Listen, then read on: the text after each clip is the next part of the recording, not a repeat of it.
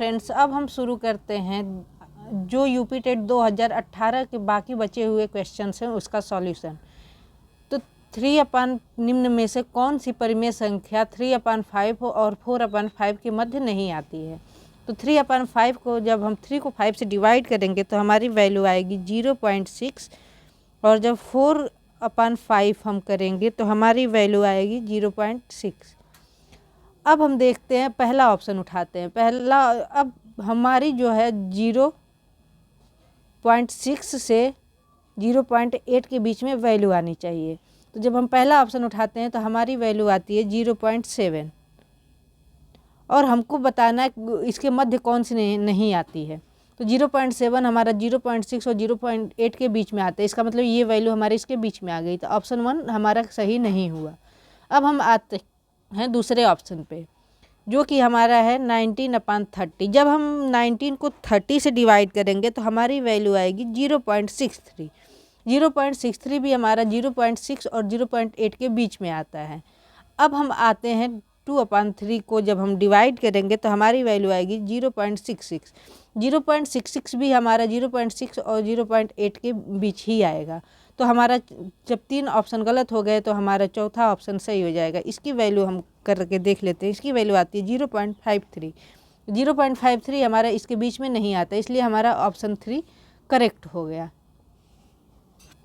अगला क्वेश्चन हम देखते हैं, यदि 8 पेन का क्रय मूल्य 6 पेन के विक्रय मूल्य के बराबर है तो लाभ प्रतिशत है, हमें बताना है। मतलब दिया हुआ है हमारा 8 पेन का क्रय मूल्य, इज इक्वल टू 6 पेन का विक्रय मूल्य।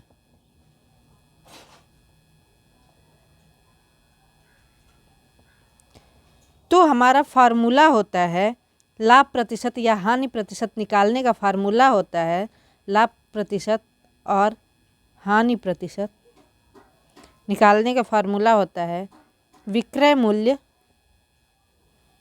मूल्य माइनस क्रय मूल्य अपॉन क्रय मूल्य इंटू 100। तो हमारा विक्रय मूल्य दिया हुआ है 8 पेन का विक्रय मूल्य, तो विक्रय हमारा 8 दिया हुआ है, क्रय हमारा 6 दिया हुआ है, अपान क्रय हमारा 6 दिया हुआ है इंटू 100। तो जब हम इसको डिवाइड करेंगे 6 इंटू 100 तो हमारी वैल्यू आएगी 33.33%। तो हमारा आंसर हो जाएगा 33.33%। अगला क्वेश्चन हमारा है, एक समचतुर्भुज के विकर्णों की लंबाई 16 सेंटीमीटर और 12 सेंटीमीटर है। समचतुर्भुज की भुजा होगी, हमको बताना है। तो हमारा जो विकर्ण की लंबाई D1 हमारा पहला विकर्ण 16 सेंटीमीटर दिया हुआ है और D2 हमारा जो है 12 सेंटीमीटर दिया हुआ है।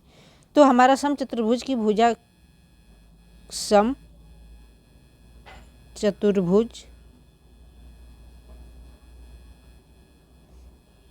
की भुजा का फार्मूला होता है √D1/2 का स्क्वायर प्लस D2/2 का स्क्वायर। यहाँ D1 की वैल्यू 16 और D2 की वैल्यू 12 दी हुई है।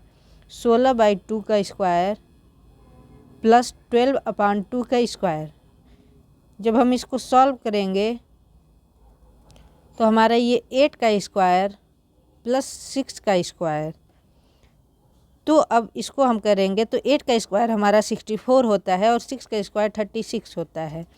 तो ये वैल्यू हमारी 100, इन दोनों को जोड़ेंगे तो 100 आ गई। जब इसको अंडर रूट से बाहर निकालेंगे तो हमारी वैल्यू आएगी 10।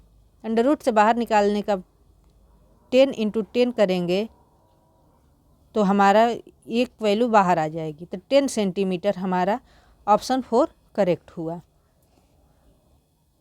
अगला क्वेश्चन हमारा है, 40 व्यक्ति 30 दिनों में 20 किग्रा चावल खाते हैं। कितने दिनों में 30 व्यक्ति 500 किग्रा चावल खाएंगे? तो हमारा फार्मूला होता है, पहले तो हमारा M1 40 दिया हुआ है, D1 30 दिया हुआ है और W हमारा 200 kg दिया हुआ है।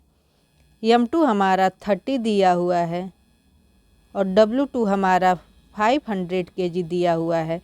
हमको निकालना है D2 कितना होगा।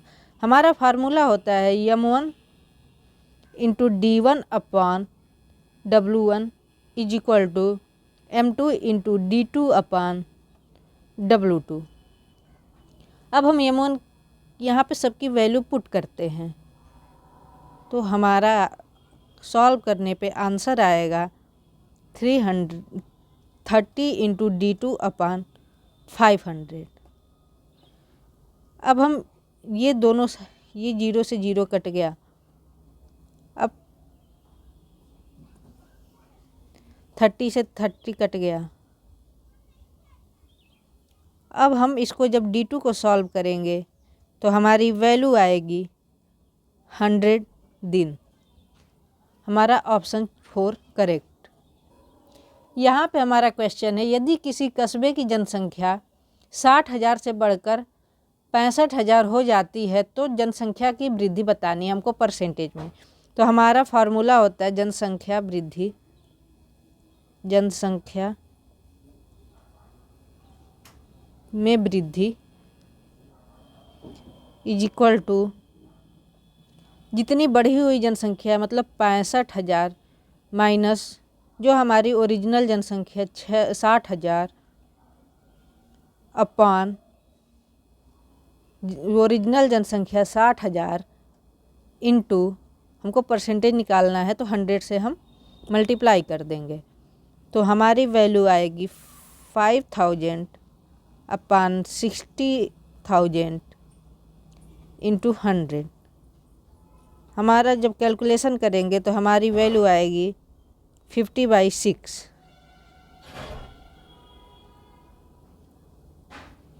तो अब हमारा हो गया 25/3। तो ये वैल्यू हो गई, इसको हम 8 से ही 1/3 में % हमारी जनसंख्या वृद्धि हुई। तो हमारा थर्ड ऑप्शन करेक्ट। अगला क्वेश्चन है, यदि किसी दुकानदार को एक वस्तु को 390 पर बेचने पर 20% का लाभ होता है तो वस्तु का क्रय मूल्य है, हमको ये निकालना है। हम मानते हैं कि माना वस्तु का क्रय मूल्य X रुपीज है, विक्रय मूल्य हमारा दिया हुआ है, विक्रय मूल्य हमारा 390 रुपये दिया हुआ है। तो अब हमको 20% लाभ होता है तो X into 1/20/100 is equal to 390। तो X की वैल्यू हमारी आ जाएगी 390 इंटू 100/120 जो कि हमारी कैलकुलेशन करने पे 325 रुपीज़ आंसर आ गया। तो ऑप्शन 4 हमारा करेक्ट हो गया। अगला क्वेश्चन हम देखते हैं, यदि 4 डेट दिया हुआ है, 8 मंथ दिया हुआ है और 2017 को शुक्रवार है तो 61 दिनों के बाद कौन सा दिन पड़ेगा, ये हमें निकालना है। तो हम जो है 4 8 2 को दिन शुक्रवार दिया हुआ है, शुक्रवार 61 दिनों में हम विषम दिनों की संख्या हमको निकालनी है। 61 दिनों में विषम दिनों की संख्या इक्वल टू हमारा होगा, पहले 8 इंटू 7 वीक हम करेंगे प्लस 5 दिन, तो ये हमारा जो है 61 दिन हो जाएगा। तो ये हमारा 8 सप्ताह, 1 वीक सप्ताह प्लस 5 दिन, 8 सप्ताह में जब हम करेंगे तो हमारा दिन शुक्रवार ही पड़ेगा। तो ये शुक्रवार प्लस 5 डे। तो शुक्रवार के बाद 5वां दिन हमारा कौन सा आता है? शनिवार पहला दिन, रविवार, फिर मंगलवार, सोमवार, तो बुधवार हमारा 5वां दिन आया। तो बुधवार हमारा 61वां दिन पड़ेगा, बुधवार। तो हमारा ऑप्शन 3 करेक्ट।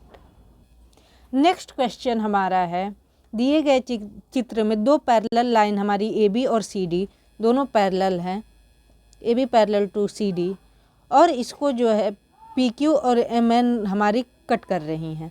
हमको x y निकाल के angle x plus y y minus x की वैल्यू बतानी है।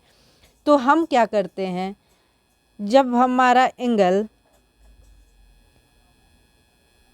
PRA is equal to angle RSC हमारा इक्वल होगा, क्योंकि ये अंतःकोण है, तो ये हमारा 110 डिग्री आ गया। इसी तरीके मतलब ये एंगल और ये एंगल हमारा जो है 110 है। अब हम जानते हैं कि एंगल, ये दोनों एंगल मिला के हमारा 180 डिग्री होता है। तो angle,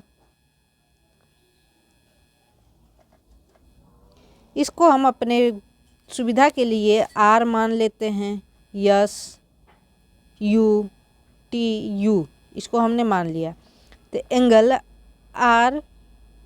RSC plus angle RST is equal to 180 degree.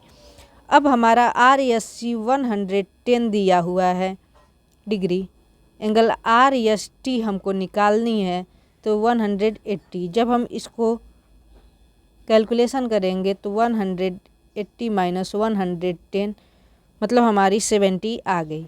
अब इसी तरीके से हमारा एंगल, ये एंगल और ये एंगल इक्वल होगा अंतःकोण से, तो हमारा angle NTS is equal to angle MUR हमारा 120 गिवन है।